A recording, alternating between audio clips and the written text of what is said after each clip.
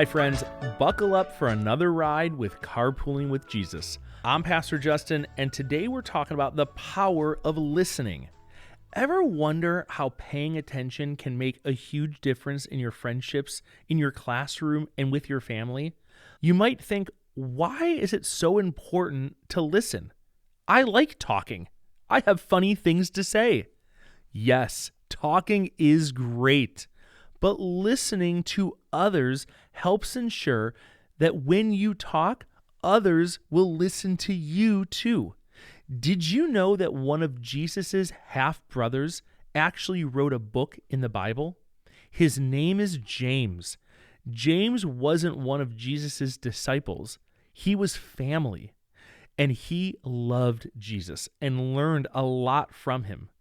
In James chapter 1, verse 19, James wrote this: "Everyone should be quick to listen, slow to speak, and slow to anger."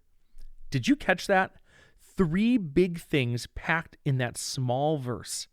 James is telling us that listening is super important.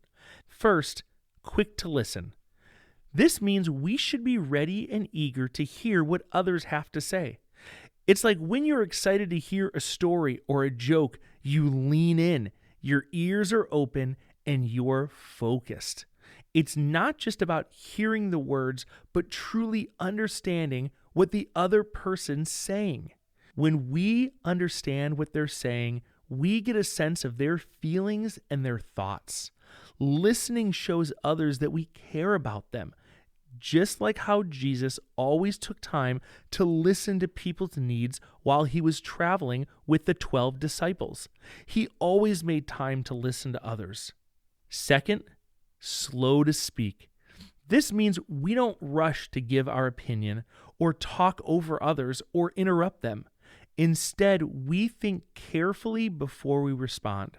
Sometimes it's better to wait and make sure what we say will be helpful and kind, because words have power. They can build someone up or they can tear them down. So taking our time before speaking helps us choose words that reflect God's love. Third, slow to anger. This means we should take a deep breath and stay patient, even when things don't go the way we want.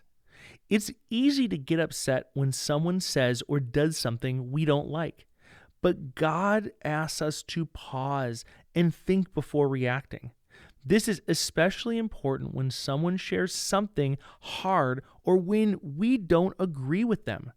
Choosing patience over anger gives us time to respond with kindness and understanding, which brings peace and helps us shine God's love to others. Listening isn't just about hearing words. It's about giving someone your full attention. Think about it like turning up the volume on their voice and turning everything else down, like the noise in our car or our own thoughts. When you listen like that, you show your friends, teachers, or family that their words and feelings matter to you and that you are not just waiting for your turn to talk. Think about a time when you needed someone to listen to you. Maybe you had something exciting to share, or maybe you just needed to talk about your day. How did it feel when someone gave you their full attention? They weren't looking at their phone or thinking about something else. They were really listening. That's the kind of listening we can offer others every day.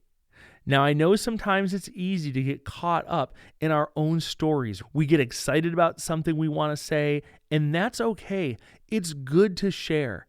But being a good listener also means letting others share too.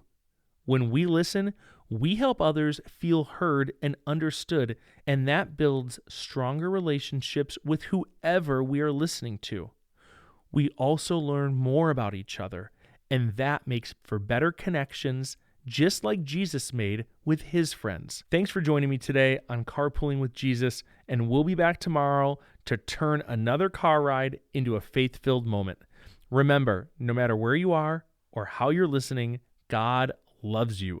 Here's today's question. Try and answer it before you leave the car. How can you show a teacher or friend at school you're listening to them today?